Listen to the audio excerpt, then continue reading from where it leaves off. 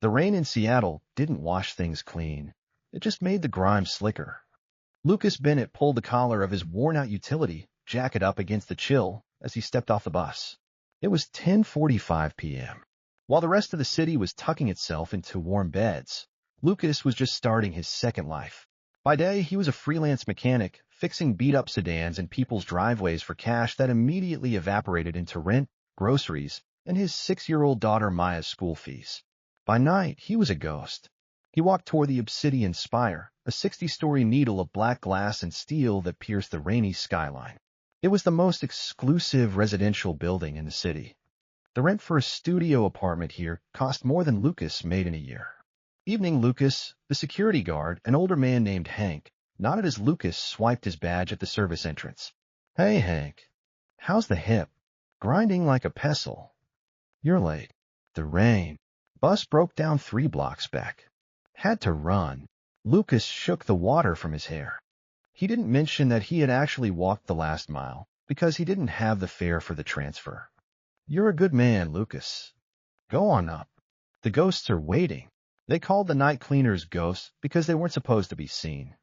They entered when the rich were sleeping or partying, scrubbed away the evidence of their lives, and vanished before the first espresso machine fired up in the morning. Lucas took the freight elevator to the 58th floor, the penthouse level. This was his assigned territory. It paid an extra $2 an hour because the residents here were notoriously difficult. Perfection wasn't expected. It was demanded. He checked his card. Microfiber cloths, organic non-toxic sprays, mandatory for this floor, vacuum mop.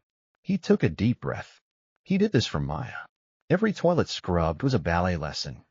Every floor mopped was a future where she didn't have to worry about the heating bill. He approached Penthouse A. The door was a slab of heavy mahogany.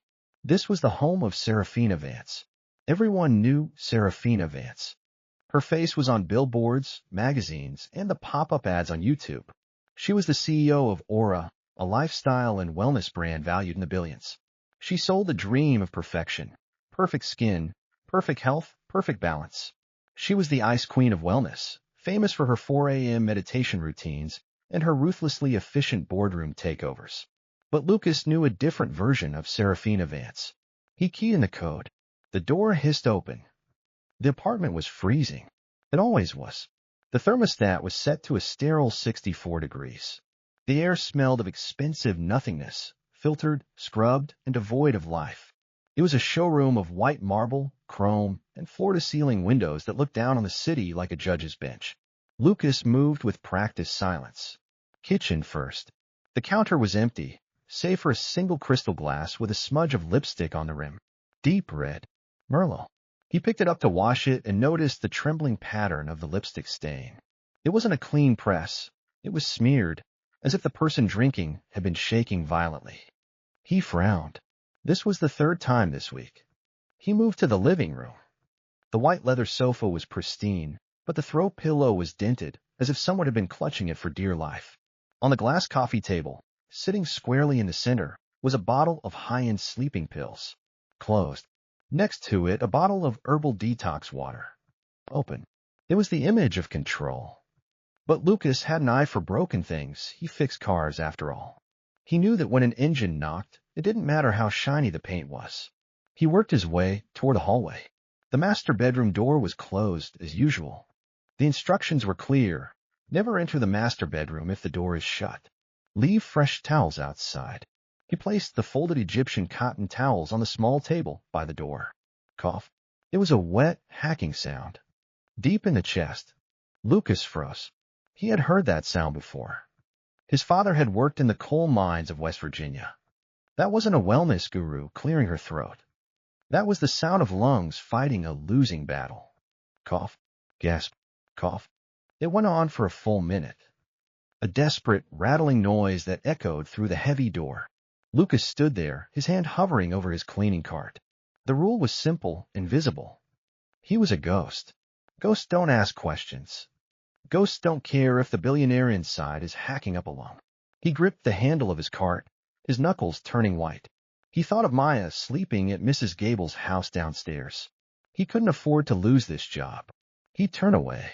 He walked back to the kitchen, wiped down the marble until it gleamed, and convinced himself he heard nothing. But as he left the unit that night, locking the silence back inside, the sound of that cough followed him down 58 floors. The sun was barely up when Lucas picked up Maya. "Daddy!" She launched herself at him the moment Mrs. Gable opened the door. She was a tiny thing, all elbows and knees, with missing front teeth and hair that refused to be tamed. "Hey, Ladybug!" Lucas caught her, swinging her up. His back protested. He'd spent 4 hours buffing floors, but he smiled. "Did you behave for Mrs. Gable?" "I ate all my carrots," Maya declared solemnly. "Even the orange ones." "Carrots are usually orange, sweetie," Lucas laughed, sitting her down. He handed Mrs. Gable a crumpled envelope. "Thanks again, Martha. I put a little extra in there for the milk she drank." "Oh, hush, Lucas." Mrs. Gable, a widow with a heart of gold and a fixed income, tried to push it back. "The child eats like a bird. Keep your money.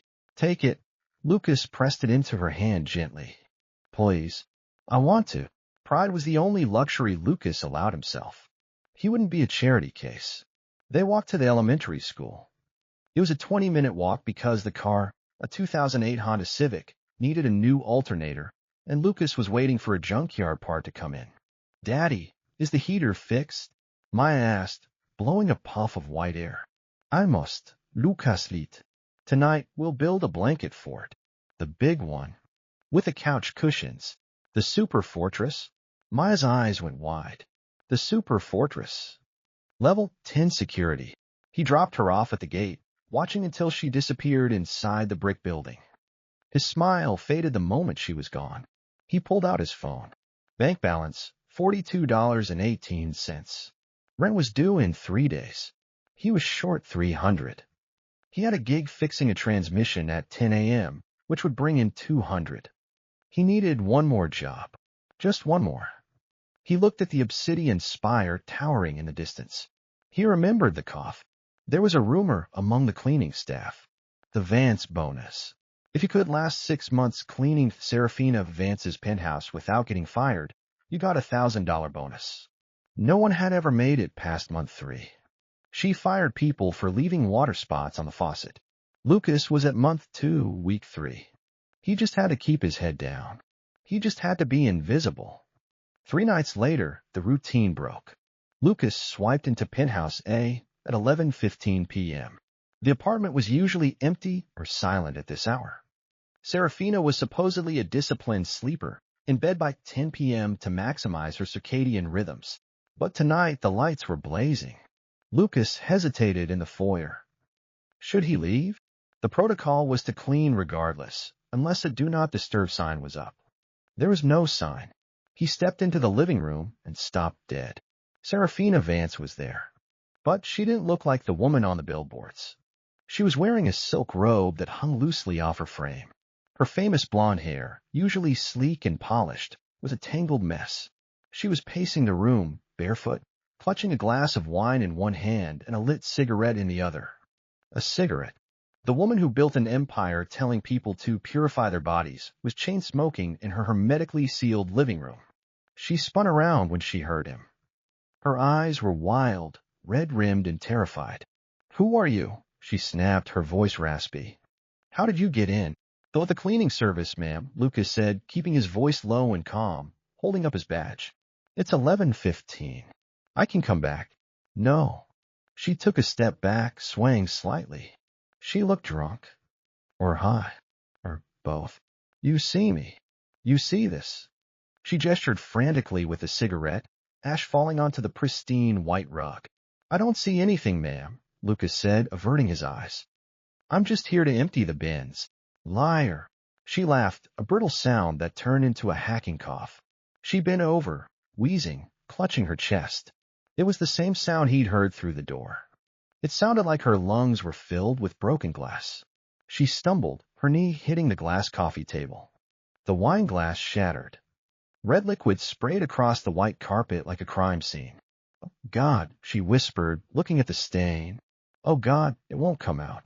It's ruined. Everything is ruined." She dropped to her knees, frantically trying to scoop up the red wine with her bare hands, cutting her palm on a shard of glass. "Ma'am, stop." Lucas dropped his card and moved. He wasn't the cleaner anymore. He was a father who knew panic when he saw it. He knelt beside her. Don't touch the glass. I have to fix it. She was hyperventilating, tears streaming down her face. If they see this, if the board sees this, the image, the purity, I can't be messy. I can't be messy. She wasn't talking about the rug. Lucas gently caught her wrists. Her skin was burning hot, fever hot. Serafina, he said, using her name. It shocked her into silence. He looked her in the eye. It's just wine. It comes out. I can get it out. But you're bleeding. She looked at her hand. A thin line of blood was mixing with the wine. Ah, I'm tired, she whispered, the fight draining out of her instantly. She slumped forward. Lucas caught her before she hit the floor. She was alarmingly light. For all the talk of lean muscle mass in her magazines, she felt frail, like a bird made of hollow bones. He didn't panic. He scooped her up, she weighed nothing, and carried her to the sofa. He grabbed the first aid kit from his cart. He always carried a good one. Standard issue was garbage. I'm going to bandage your hand, he narrated softly, the same voice he used when Maya scraped her knee. Then I'm going to clean the rug. And by morning, it'll be like nothing happened. She watched him with hazy, unfocused eyes as he wrapped her hand with efficient, gentle movements. Why, she mumbled. I could fire you. For seeing me. You could, Lucas said, taping the bandage. But then you'd have to explain the blood on the rug to the next guy. And he might sell the story to TMZ. She flinched. Are you going to sell it? Lucas looked at her. He saw the loneliness radiating off her like heat. He saw a woman trapped in a cage of her own making, suffocating under the pressure of being perfect. I'm a mechanic, ma'am. I fix broken things. I don't sell them for parts. He stood up. Stay there. I need club soda and salt. He spent the next hour on his hands and knees, working the wine stain out of the fibers. It was grueling work, but he didn't stop until the white was white again. When he finished, he looked up. Serafina was asleep on the sofa, her breathing ragged but steady. The pack of cigarettes was on the table. Lucas picked up the pack. He hesitated, then put it in his pocket. He cleaned up the glass, emptied the bins, and left a glass of water and 2 aspirin on the table. He left the apartment exactly as he found it. Perfect, except for the woman sleeping on the couch, who now owed the ghost a favor. The next night, Lucas expected his badge to be deactivated. He expected Hank to tell him to clear out his locker. Instead, the light turned green. When he entered Penthouse A, Serafina was waiting for him. She was dressed this time, sharp black trousers and a cashmere sweater. Her hair was pulled back. The mask was back on, but it was thinner. She was standing by the window, looking out at the city. You took my cigarettes, she said without turning around. They're bad for the carpet, Lucas replied, starting his vacuuming routine. She turned. Her eyes were clear, piercing. Do you know who I am, Mr. Bennett?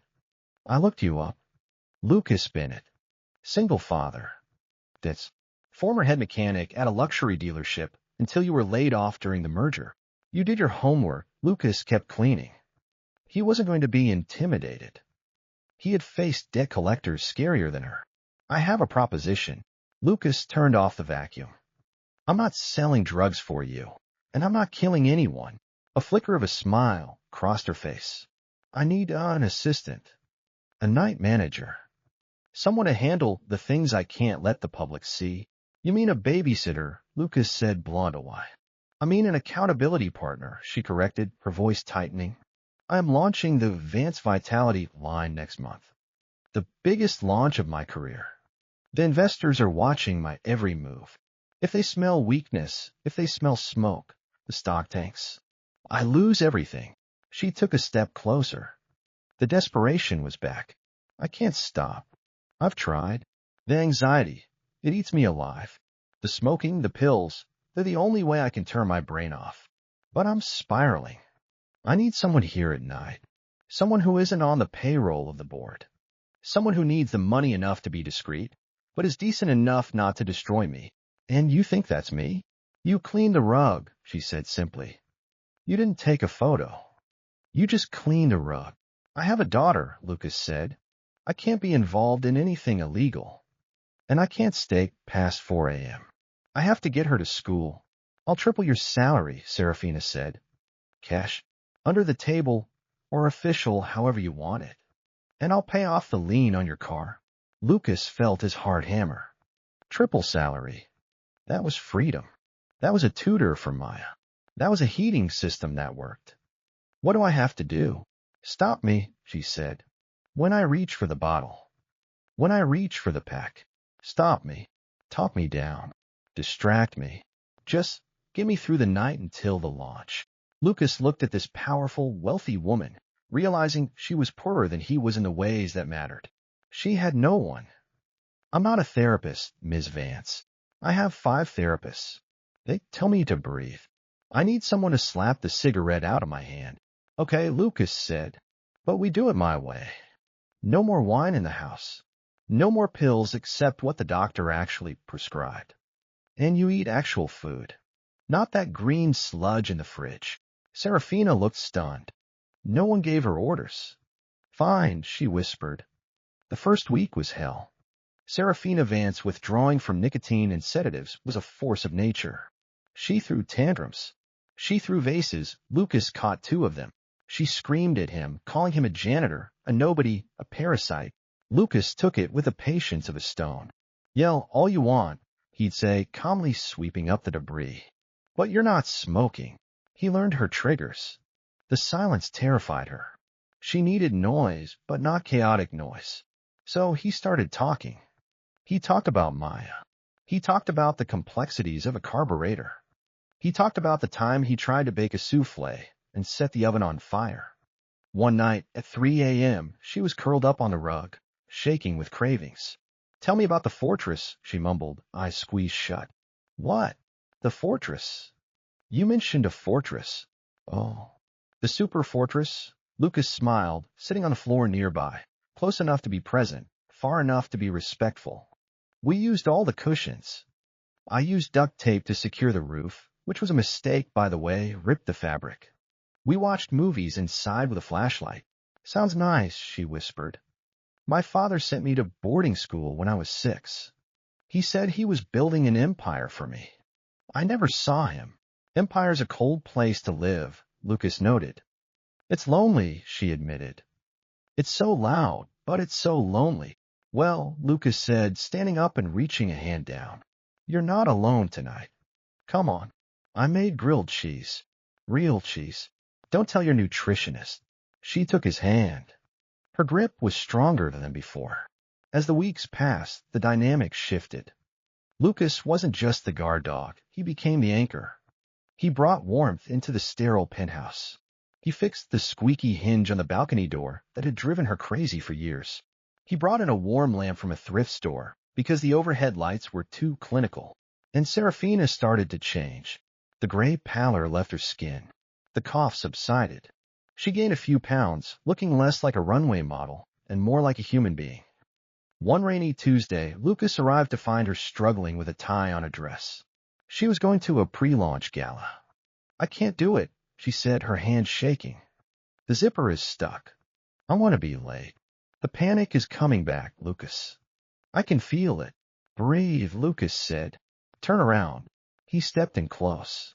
He smelled like rain and cheap soap, the scent that Serafina found increasingly grounding. He worked the zipper up with mechanic's precision.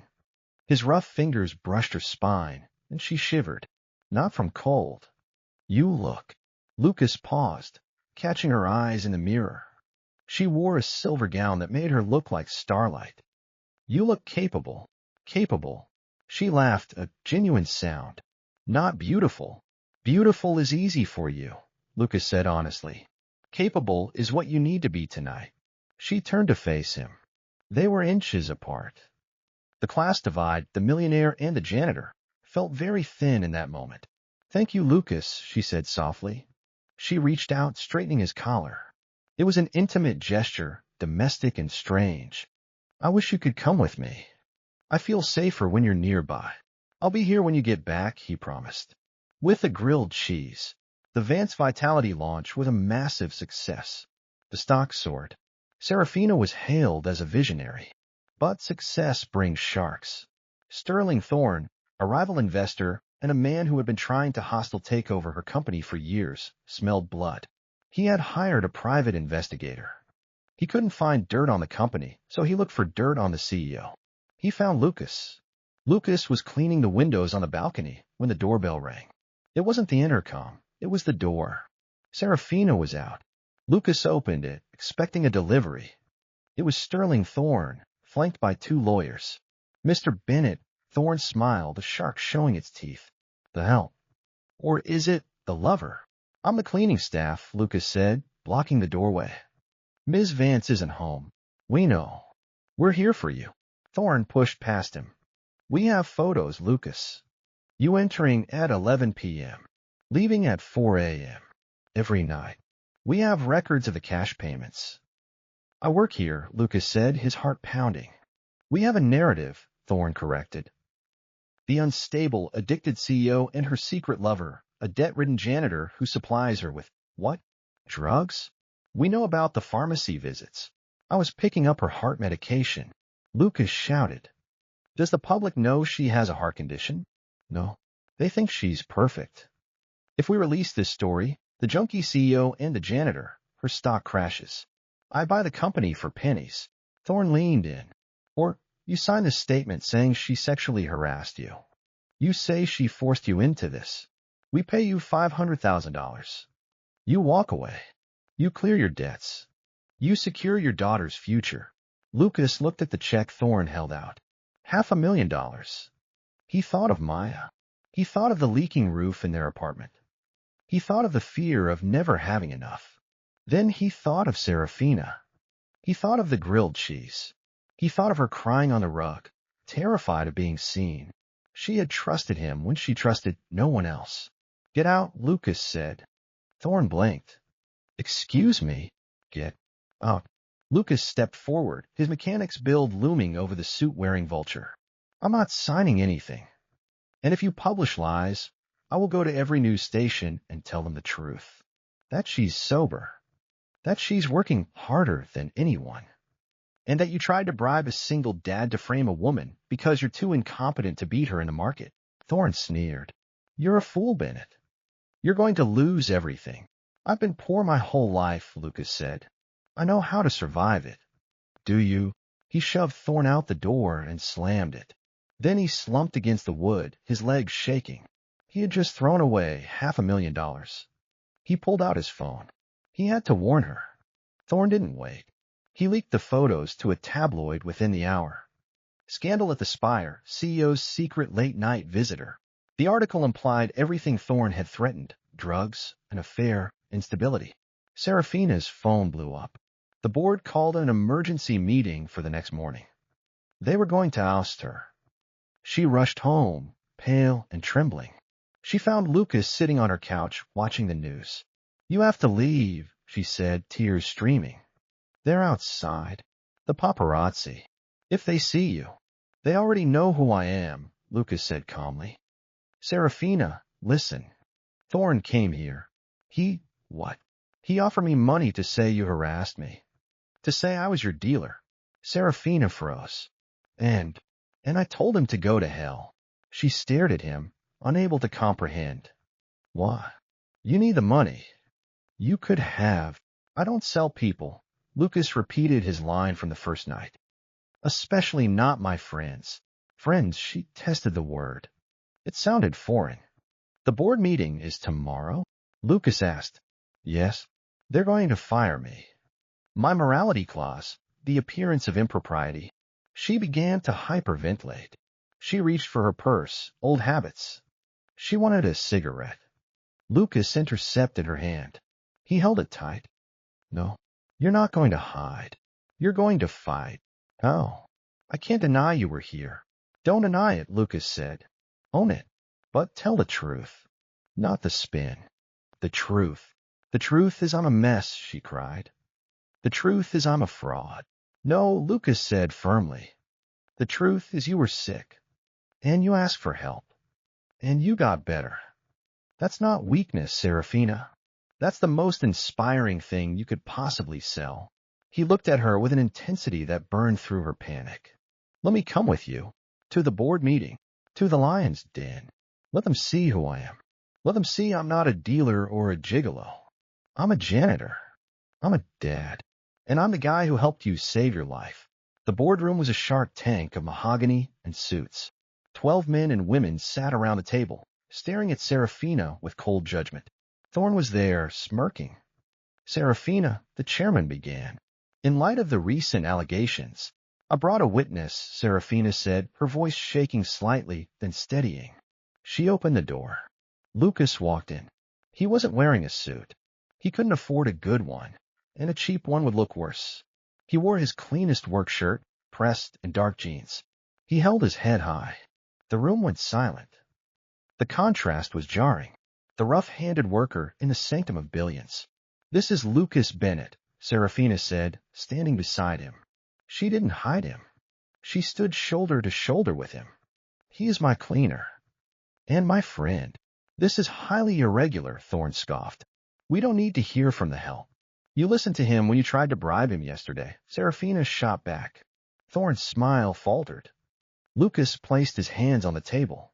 He looked at these powerful people, realizing they were just people. Ms. Vance was sick, Lucas said. His voice carried well. He was used to shouting over engines.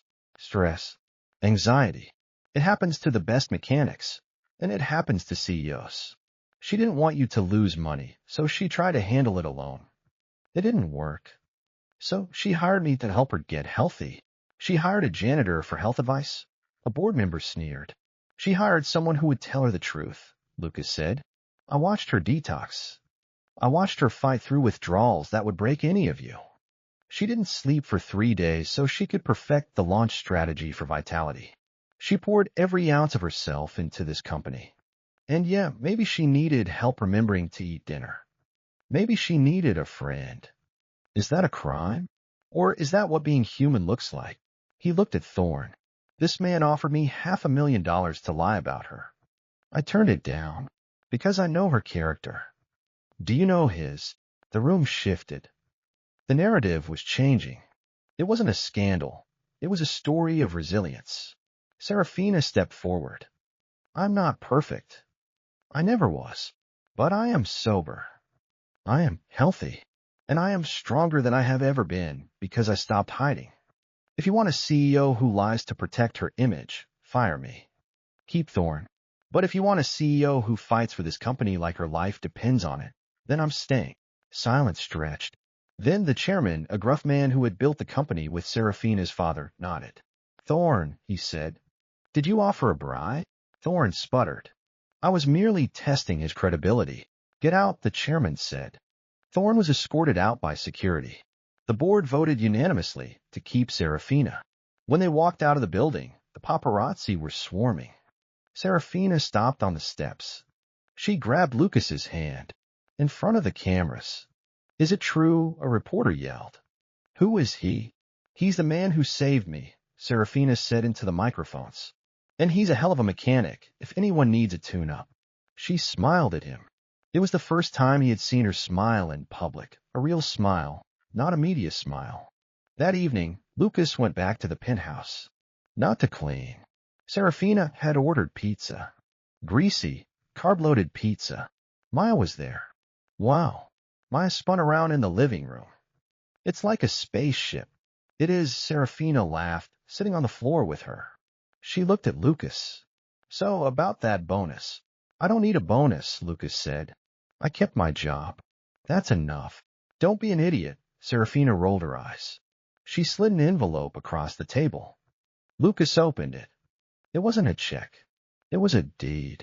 A deed to a small commercial garage in the Arts District. Fully paid for. I bought it this morning, Serafina said. Every mechanic needs his own shop, and I need someone to service my fleet. I only trust one guy. Lucas stared at the paper. His hands shook. This was his dream. His own shop. Stability. A legacy for Maya. Serafina. I can't. You can. And you will. Call it a retainer. I still need my accountability partner. I still have bad days. She stood up and walked over to him. The distance was gone. You saw me when I was invisible, Lucas. Let me see you now. Lucas looked at her, really looked at her. He saw the scars, the strength, and the woman who had fought her way back from the edge. And she looked at him, the man in the utility jacket who had more honor than a room full of billionaires. Okay, Lucas said, his voice thick with emotion. But I'm still in charge of the menu. Deal, she whispered. Maya jumped onto the couch. Can we build the fortress now? This room has huge cushions. Lucas laughed, picking up a velvet pillow worth more than his car. Yeah, baby. We're building a castle. Serafina Vance, the Ice Queen, grabbed a pillow and threw it at him, laughing. The penthouse wasn't cold anymore. It was messy. It was loud. And finally, for the first time in years, it was a home.